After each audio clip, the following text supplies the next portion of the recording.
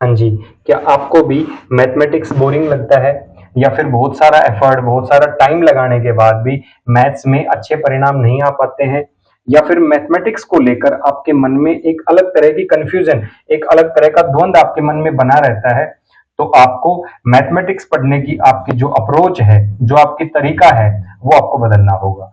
आपको एक ऐसा तरीका, एक ऐसी अप्रोच अपनानी होगी जो मैथमेटिक्स को लेकर आपकी समझ को गहराई दे, जो मैथमेटिक्स के प्रति आपकी क्लैरिटी और आपकी क्यूरियोसिटी यानी आपकी स्पष्टता और आपकी जिज्ञासा को बढ़ाए। तो वन अप्रोच टू मैथमेटिक्स एक ऐसी ही साइंटिफिक तकनीक है। इस अप्रोच से जब आप इस अप्रोच को सीख जाते हैं तो इंगेजिंग विदाउट वेस्टिंग टाइम, मतलब आप क्वेश्चन में, आप उस प्रॉब्लम में तुरंत इंगेज हो जाते हैं, आप सबकॉन्शियसली उसको करना शुरू कर देते हैं। तो आपको समय व्यय नहीं करना होता ये सोचने में कि इस प्रॉब्लम को मैं कैसे सोल्व करूं, मैं कहां से इसको सोल्व करूं। दूसरा है क्लैरिटी और क्यूरियोसिटी। जब आप इस अप्रोच को आप अभ्यास करते हैं, जब आप इसकी प्रैक्टिस करते हैं, तो इस अप्रोच से मैथ्स के प्रति आपकी जो क्लैरिटी है, स्पष्टता है, और आपकी जो क्यूरियोसिटी है, जो जिज्ञासा है, वो कई गुना बढ़ जाती है। और जो मैथ्स के प्रति आपका कंफ्यूजन है, जो मेंटल बर्डन है, वो बहुत पीछे छूट जाता है। तो इस अप्रोच में आपको 4 स्टेप लेने होते हैं। मतलब जब आप मैथ्स की प्रैक्टिस कर रहे हैं, जब आप अभ्यास कर रहे हैं, जब आप मैथ्स को सीख रहे हैं, तो आपको 4 स्टेप लेने होते हैं। 1, 2, 3, 4, ये 4 स्टेप आपको लेने होते हैं। लेकिन जब आप एग्जाम में उस क्वेश्चन को सोल्व कर रहे हैं, तो आपको ये 3 स्टेप हैं, ये फॉलो करने होते हैं। पहला स्टेप क्या है? पहला स्टेप है, आपने बहुत सारे प्रोफेसर से, टीचर से ये बार-बार सुना होगा कि मैथ्स में जो बच्चे अच्छा नहीं कर पाते हैं, उसका सबसे बड़ा कारण ये है कि वो बच्चे मैथ्स के क्वेश्चन को सही से पढ़ना नहीं जानते। उसको मैथ्स का क्वेश्चन ही पढ़ना नहीं आता। तो जो सबसे पहला स्टेप है वो यही है कि आपको सही से उस क्वेश्चन को पढ़ना है, उस प्रॉब्लम को समझना है। इसके लिए आपको व्हाट इज गिवन, क्या उसमें दिया हुआ है, व्हाट आर द डाटा, उसमें डाटाज क्या क्या है, क्या उन डाटा के बीच में इज देयर एनी कंडीशन, क्या उनमें कोई कंडीशन भी है। और इनसे भी बड़ी बात आपको पूछना है, कैन यू सी और राइट द डाटा डिफरेंटली, क्या आप उन दिए हुए डाटा को एक अलग नजरिए से देख पाते हैं, क्या उन डाटा को आप एक अलग तरीके से लिख भी पाते हैं या नहीं। मतलब क्या उन डाटा के पीछे छुपे हुए कुछ हिडन डाटा को आप डिकोड कर पाएंगे या नहीं, क्या उन डाटा में छिपे हुए कुछ पैटर्न्स को आप समझ पाते हैं या नहीं समझ पाते। इस तरह के क्वेश्चन जब आप करते हैं अपने आप से, तो उस क्वेश्चन के प्रति, उस मैथ्स के प्रति आपकी समझ बढ़ती है। दूसरा जो स्टेप है वो है व्हाट टू फाइंड या व्हाट इज अननोन, क्या है जो गायब है, क्या है जो आपको फाइंड करना है, ये दूसरा स्टेप है।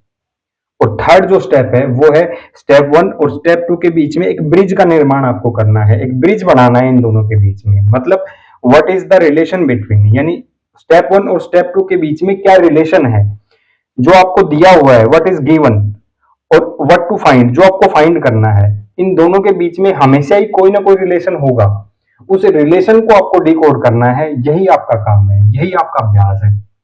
और जब आप ये ब्रिज बना रहे होंगे, जब आप उसमें रिलेशन डिकोड कर रहे होंगे, तो जो सबसे मुख्य स्तंभ आपके होंगे वो होंगे, पहला है कॉन्सेप्ट और दूसरा है कैलकुलेशन।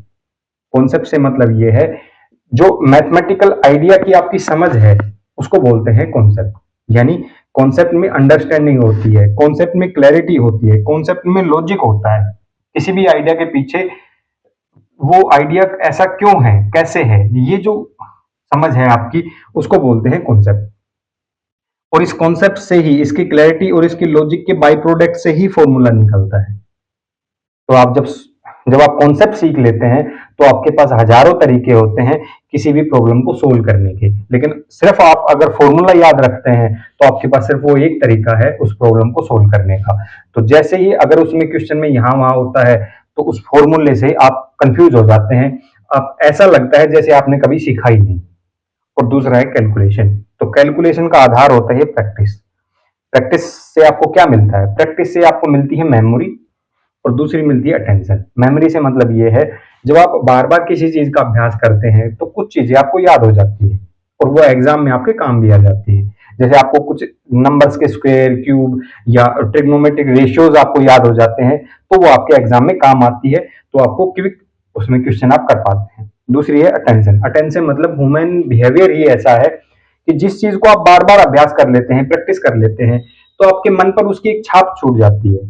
तो उस चीज को आप जब दोबारा करने जाते हैं तो क्विकली आप उसमें कर पाते हैं, आपका कम समय लगता है हर बार की तुलना में। एक चीज को जब आप बार बार करते हैं तो जो समय है वो कम लगता है, जो ऊर्जा है आपकी वो कम लगती है, उसको बोलते हैं अटेंशन। ये है थर्ड स्टेप। इसके बाद आता है फोर्थ स्टेप। जब आप क्वेश्चन का अभ्यास करेंगे तो जो चौथा जो स्टेप है, ये स्टेप मैथ के प्रति आपकी जो समझ है उसको कई गुना बढ़ा देगा। क्योंकि जो तीन स्टेप आपने लिए हैं, जो अभ्यास आपने किया है, उसको देखना है, उसको देखना है, उसको समझना है। कैसे समझना है? Can you check the result? क्या जो परिणाम आपने निकाला है, जो रिजल्ट आपने निकाला है, क्या आप उसको चेक कर सकते हैं? क्या कोई दूसरा तरीका है जिससे आप उसको प्रूव कर पाएंगे कि हाँ ये ठीक है? और दूसरा है can you find it differently? क्या इसी प्रॉब्लम को आप अलग तरीके से भी सोल्व कर सकते हैं क्या? क्या आपके पास कोई दूसरा तरीका भी है क्या जिससे आप इसको सोल्व कर पाए? और थर्ड है can you use it to solve any other problem?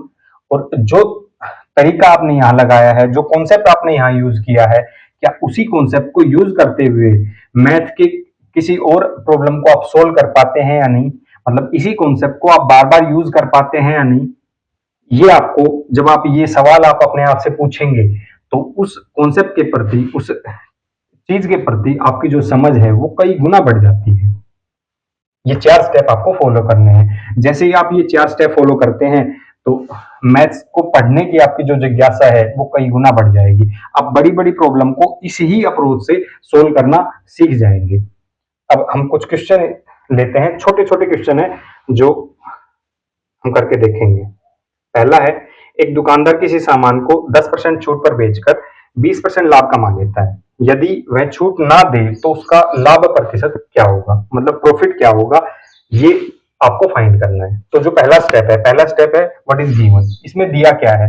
तो इसमें डाटा के नाम पे सिर्फ कंडीशन दे रखी है। आपको क्या दे रखी है? कंडीशन दे रखी है। कंडीशन क्या है? कंडीशन ये है कि जब वो 10% डिस्काउंट दे देता है उसके बाद भी उसको 20% का प्रॉफिट होता है। ठीक है, तो हमें पता है जो डिस्काउंट है वो कहाँ दिया जाता है? वो दिया जाता है मार्क प्राइस पर, एमपी पर। ठीक है, यानी जब एमपी पर हम डिस्काउंट दे देते हैं, हमने दिया 10% डिस्काउंट, तो क्या आया? एसपी। और जब हम सीपी पर जब हम प्रॉफिट ले लेते हैं, यानी कितना? 20% प्रॉफिट, ये हमें दिया हुआ है, तो आता है एसपी। यानी एमपी, एसपी और सीपी के बीच में आपको रिलेशन पता है कि सीपी पर हम प्रॉफिट या जो लॉस होता है वो हमें सीपी पर होता है। जो छूट हम देते हैं, जो डिस्काउंट हम देते हैं, वो हम एमपी पर यानी मार्क प्राइस पर देते हैं। तो इसका मतलब आपको ये दिया हुआ है। आपको एमपी क्या है ये आपको नहीं पता, एसपी क्या है ये आपको नहीं पता, सीपी क्या है ये आपको नहीं पता।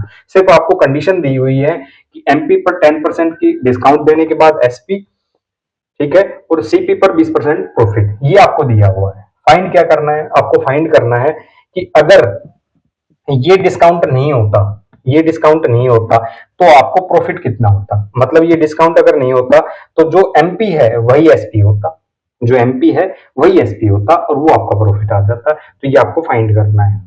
ठीक है, अब जो थर्ड स्टेप है वो क्या है? कॉन्सेप्ट, यानी आपको इन दोनों के बीच में एक रिलेशन फाइंड करना है। उस रिलेशन के लिए कोई कॉन्सेप्ट चाहिए होगा। कॉन्सेप्ट क्या है?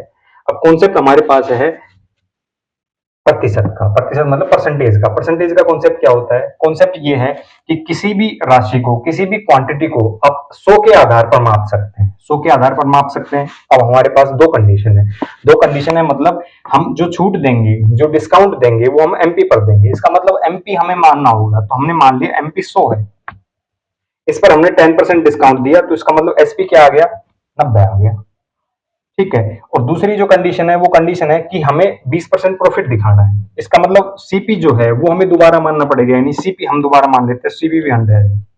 अगर सीपी 100 है, इस पर 20% का अगर हम प्रॉफिट हम चाहिए तो कितना हो जाएगा? 20% प्रॉफिट प्लस 20%, इसका मतलब कितना हो जाएगा? 120 हो जाएगा। अगर 100 है तो ये 120 हो जाएगा। अब कंडीशन ये है कि ये दोनों ही एसपी हैं। अगर ये दोनों ही एसपी हैं, दोनों ही अलग अलग कैसे हैं ये हमें करना है। इसका मतलब हम इसको थोड़ा रेशो में कर लेते हैं। 20 से 6 पे 5, इसका मतलब जो 6 की वैल्यू है वो कितनी है? 90 है। कितना है? 15 टाइम्स। 15 गुना है ये, ठीक है 90। इसका मतलब अगर मैं इसको भी 15 से मल्टीप्लाई कर दूं तो हमारे पास सीपी आ जाएगा। अगर मैं इसको 15 से मल्टीप्लाई कर देता हूं तो हमारे पास सीपी आ गया कितना 75, ठीक है। तो हमारे पास क्या क्या आ गया, सीपी आ गया हमारे पास 75, एसपी आ गया हमारे पास 90 और एमपी आ गया हमारे पास 100, ठीक है। अब आप देख सकते हैं कि अगर एमपी 100 है तो उस समय आपका जो सीपी एसपी होगा वो 90 होगा और जो आपका सीपी होगा वो कितना होगा 75 होगा।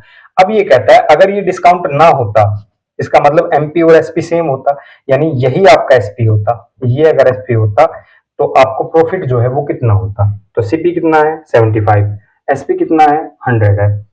प्रॉफिट परसेंटेज निकालना है वो आप निकाल सकते हैं। इन दोनों के बीच में गैप कितना है 25 का।